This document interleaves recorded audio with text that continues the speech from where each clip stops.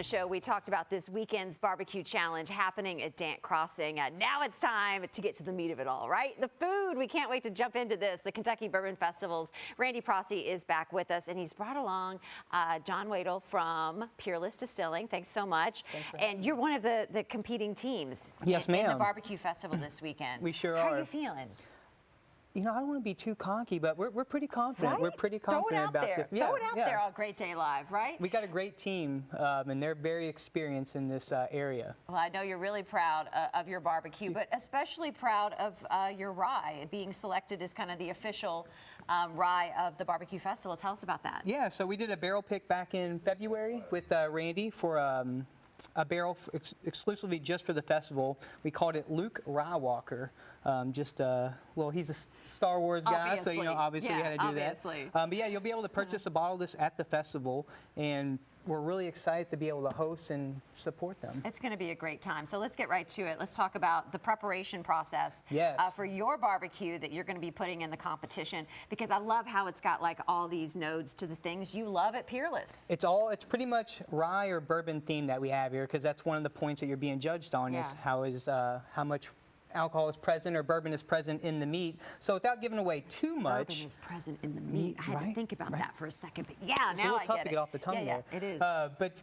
without giving away too many secrets, so basically what we have just a slab of ribs here. And what we started with first is we're going to do a dry rub that's made with Stave and Bean barrel-aged coffee that we have with This is your coffee too, right? Yes, ma'am, it sure is. Yeah, it's a coffee company I started back, launched back in September. Randy, he's not doing enough in his life, right? I know, right? I know. Anytime I feel like I'm overwhelmed, I think of John. And but just smell that. Okay, yes. That's the dry rub first. So first what we'll do is we'll actually that's nice. Line this up front and back with the dry rub, put it in for about 3 hours. We're going to pull it out, and then we have some homemade barbecue sauce. Do you want me to put that sauce. on there? I'm here. Oh, yeah, go for it. Yeah, sprinkle it all on there. Sprinkle it all on there. Go for it. Right? Look at that. Action shot. Right? That looks amazing. Here, Randy, you want to smell that? Oh, yeah, absolutely. Yeah, I got to put him to work too. Okay, go on. And then what we have here is this is a homemade barbecue sauce by one of our distillers, Tommy. He takes a lot of pride in his barbecue sauce, and this is actually made with our rye whiskey too as well. You want to stick bourbon and rye and everything. Anything now, at all. The real secret here. Do I need to put that on there yet? Well, so that would go on after it comes out. Okay, so we'll keep it in for about 3 hours, fine. and we'll actually spread that dry rub around a little bit more, but I don't want to give away too much, plus. Right. Like Eddie Van Halen used to play with his back to the crowd, to not give away his secret. So John's going to step over here and do all this magic. Extra, we can't give it all away. Yeah. And then what we have here is actually some char. So one of our specialties that we're going to do is we've been using our char from the barrels as we dump them. We're collecting it, soaking them actually in rye whiskey. We're actually going to put that on in the smoker to let it really absorb some of that bourbon and rye flavor that we're going to have in there. Let me smell. I got to make sure it's up to par. If you could wring that char out, you could drink it. I mean, It smells amazing. It smells amazing. Okay.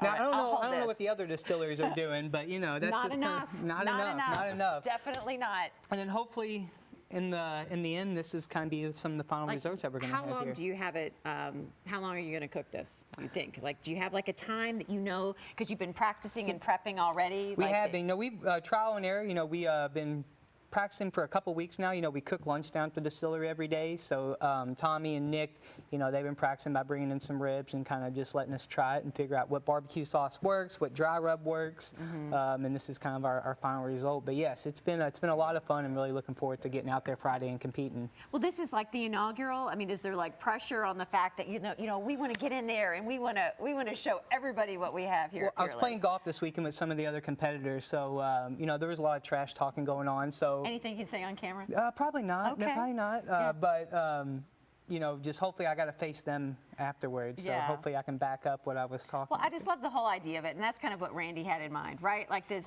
this competition and everybody kind of getting so into it and bringing their best, and it celebrates the distilleries too. It celebrates all that Kentucky has to offer. It showcases the distillery workers. It showcases the community, the camaraderie. I mean, and there's a lot of trash talking, but there also is the trash talking when you're looking at the bourbon barrel relay. They work all year round. They prep for it. They practice. There's actually tryouts. So So I suspect that that's where this will go, that they'll actually have tryouts within the distillery to figure out who's worthy of being on the four-person teams. And then each distillery gets to offer a judge, so blind tasting. So it's going to be kind of fun that way, too, that we include the distilleries throughout. And that really is why we're doing this. It's not just about the barbecue, while that's important, but it's always got to be about the bourbon. How does it connect with bourbon? How does it promote the distilleries? And that's kind of every the key. step, as we just saw in this process, connects, even in the preparation, connects back to it. Well, John, and it's different because of that. I mean, the pro cook teams are coming in and excited because it's the bourbon capital of the world, and they're coming in a couple days early to do distillery tours. So the whiskey absolutely is the hook. it's the hook right there. John, best of luck this weekend. Thank you. We're cheering you on. We got to be impartial, but it's going to be a great, great event because we know that you're going to really pull out all the stops. We know who you want to win. I know who won. Yeah, absolutely. All right, Randy, thanks for sticking around. There's an open bottle of Peerless right there. Are you going to grab it?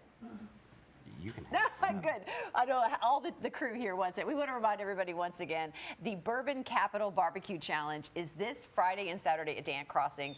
For tickets and information, just head on over to kybourbonfestival.com.